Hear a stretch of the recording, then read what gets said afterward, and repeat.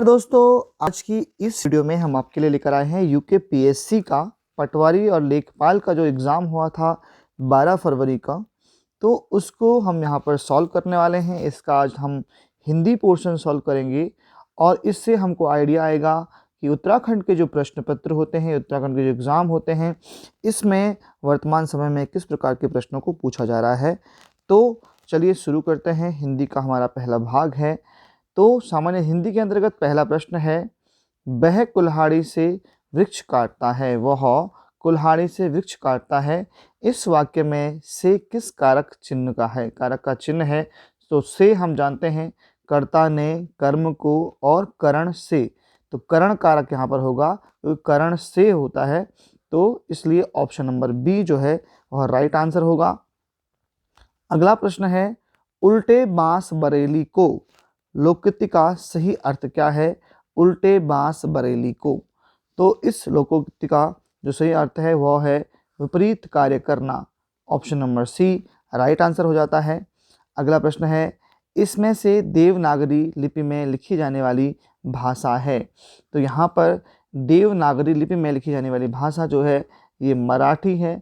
अगर देवनागरी लिपि की बात की जाए तो हिंदी व जो संस्कृत है वह देवनागरी लिपि में होती हैं, और इस लिपि का जो विकास हुआ है वह हुआ है ब्राह्मी लिपि से, तो इसको आप ध्यान रखेंगे। अगला प्रश्न है, इसमें से चंद्रमा का पर्यायवाची शब्द नहीं है। चंद्रमा का पर्यायवाची शब्द नहीं है, तो चंद्रमा के पर्यायवाची शब्द मयंक, राकेश, शशि, हिमांशु, सुधांशु, सुधाकर आदि हैं। जबकि यहाँ पर सोम भी चंद्रमा का पर्यायवाची है, लेकिन यहाँ पे कंफ्यूजिंग ये है कि सोम जो है अमृत का भी पर्यायवाची है। बात करें अमृत के पर्यायवाची की तो सुधा, पीयूष, अमीय, ये सब अमृत या सोम के पर्यायवाची हैं। अब अंत में आता है अर्क, तो ये अर्क है यह चंद्रमा का पर्यायवाची नहीं है, ये है सूर्य का पर्यायवाची। तो सूर्य, भानु, भास्कर, दिवाकर, ये सब जो हैं सूर्य के पर्यायवाची हैं। अगला प्रश्न है, अन्वीक्षण शब्द में संधि है। अन्वीक्षण शब्द में कौन सी संधि है? तो अन्वीक्षण जो शब्द है इसका संधि विच्छेद होता है अनु, धन, इक्षण।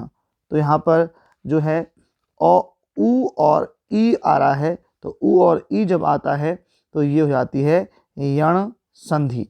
तो यहाँ पर ऑप्शन नंबर ए जो है यण संधि, ये राइट आंसर हो जाता है।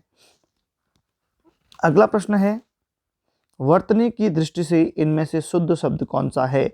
वर्तनी की दृष्टि से कवयित्री, कवियित्री, कवयित्री या कवियत्री। तो यहाँ पर जो सही आंसर है वो है कवयित्री। कवयित्री जो है ऐसा लिखा जाता है सही सही कवयित्री। ऑप्शन नंबर सी जो है राइट है। अगला है, इनमें से कौन जनसंचार का दृश्य और श्रव्य माध्यम है? जनसंचार का दृश्य और श्रव्य माध्यम, तो रेडियो जो है यह श्रव्य माध्यम है, पोस्टर ये केवल दृश्य माध्यम है, ऑडियो कैसेट भी केवल श्रव्य माध्यम है, लेकिन वीडियो कैसेट जो है इसमें हमको दिखाई भी देता है और सुनाई भी देता है, इसीलिए जो है ये राइट आंसर हो जाएगा ऑप्शन नंबर सी। अगला है, हिंदी का पहला साप्ताहिक समाचार पत्र था। ऑप्शन है मर्यादा, प्रजामित्र, लोक रक्षक या फिर उदंत मार्तंड। तो ऑप्शन नंबर जो डी है उदंत मार्तंड, ये जो है पहला यहाँ पर समाचार पत्र था। अगला है, अजात शत्रु का क्या अर्थ है? अजात शत्रु, तो अजात शत्रु का अर्थ है जिसका कोई शत्रु न हो, वो है अजात शत्रु। Option number A right answer. अगला प्रश्न है, महादेवी वर्मा की रचना इनमें से कौन सी नहीं है? ये आपको बताना है महादेवी वर्मा की रचना कौन सी नहीं है। तो महादेवी वर्मा की जो रचना है ये नहीं है, तो यहाँ पर कौन कौन सी पहले तो महादेवी वर्मा की रचनाएं हैं, तो इनकी जो मुख्य रचनाएं हैं वो है निहार, रश्मि, नीरजा, सांध्य गीत। तो जो यहाँ पर नहीं है वो है साहित्य का श्रेय और प्रिय। तो ऑप्शन नंबर जो सी है वो राइट है। तो राइटर से लेकर के जो लेखक हैं और जो कवि हैं इनसे लेकर के काफ़ी प्रश्न पूछे गए हैं। तो 11वां प्रश्न है, संयुक्त व्यंजन ज्ञों की संरचना है। ज्ञों कैसे बनता है? तो ज्यों बनता है, या और यौ के योग से ज्यों। ऑप्शन नंबर जो बी है वह राइट है। अगला प्रश्न है, इनमें से संयुक्त स्वर है, इनमें से संयुक्त स्वर है, तो संयुक्त स्वर है ए। यह जो है आ प्लस ई से बना हुआ है और यहाँ पर गुण होने के कारण इसे संयुक्त स्वर कहा गया है। तो ए जो है यहाँ पर राइट आंसर हो जाता है। अगला प्रश्न है, इनमें से सूर्यकांत त्रिपाठी की निराला की रचना कौन सी है? सूर्यकांत त्रिपाठी निराला की रचना जनता का आदमी, ऊषा, बादल राग, हर्ष स्वीकारा है। तो सूर्यकांत त्रिपाठी निराला जी जो हैं, इनका जन्म 22 फरवरी 1899 को हुआ था और ये छायावादी युग के जो हैं 4 स्तंभों में से एक कवि माने जाते हैं। और इनके जो उल्लेखनीय कार्य हैं उनमें सरोज स्मृति, राम की शक्ति पूजा, और इनका जो अनुवाद किया गया था, इसका अनुवाद किया था डेविड रूबिन ने, ये भी याद रखेंगे। इनकी काफ़ी जो रचनाएं हैं उनका अनुवाद भी किया गया और वो किया था डेविड रूबिन ने। तो यहाँ पर जो है इनकी जो रचना है वो है बादल राग। तो ऑप्शन नंबर जो सी है वह सही है, सूर्यकांत त्रिपाठी बादल राग। अगला प्रश्न है, इनमें से तलब शब्द का अर्थ नहीं है, चाह, आवेश, बुलावा या वेतन। तो तलब शब्द का जो नहीं है वो है आवेश। ऑप्शन नंबर जो बी है वो राइट है। अगला है, इनमें से सोना शब्द का पर्यायवाची शब्द नहीं है। सोने का पर्यायवाची हाटक, जात रूप, ताम्रस और अवर्ण। तो जो सोने के जो पर्यायवाची हैं वो होता है कनक, कंचन, धन, हिरण्य, कुंदन, जात रूप जो आपको दिया गया है, जात रूप, तपनीय, हाटक और ताम्रस। तो जो सोने के पर्यायवाची हैं तो ये जात रूप यहाँ पर सही आ जाता है। अब जो ये यहाँ पर अवर्ण है, तो यहाँ पे हाटक दिया गया है, ताम्रस दिया गया है। तो जो अवर्ण है ये समुद्र और अंतरिक्ष का पर्यायवाची है अवर्ण। अगला प्रश्न है, हरिया हरकुलिस की हैरानी उपन्यास के लेखक कौन हैं? तो हरिया हरकुलिस के यहाँ पर उपन्यास के लेखक हैं मनोहर श्याम जोशी। मनोहर श्याम जोशी जो हैं ये इसके लेखक हैं। मनोहर श्याम जोशी जी की बात की जाए तो इनका जन्म हुआ था 1933 में और इनकी मृत्यु हुई 2006 में।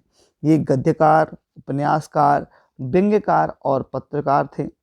इनकी जो प्रमुख रचनाएं हैं वो थी कसब, क्याप, कुरु कुरु स्वाहा, नेताजी कहिन, कौन हूँ मैं, कक्काजी कहिन। तो कितने प्रश्न पूछूं, यह इनकी बहुत सारी रचनाएं हैं जो कि काफ़ी प्रसिद्ध भी हैं। अगला प्रश्न है, सरकारी पत्रों में इनमें से किसकी गणना नहीं होती है? सरकारी पत्रों में इनमें से किसकी गणना नहीं होती है? तो सूची पत्र की गणना नहीं होती है। ऑप्शन नंबर बी राइट हो जाता है। अगला है, हिंदी का पार्श्विक व्यंजन है। हिंदी का पार्श्विक व्यंजन, तो पार्श्विक व्यंजन कौन सा है? तो पार्श्विक व्यंजन है बी, यानी कि लॉ जो है वह है पार्श्विक व्यंजन।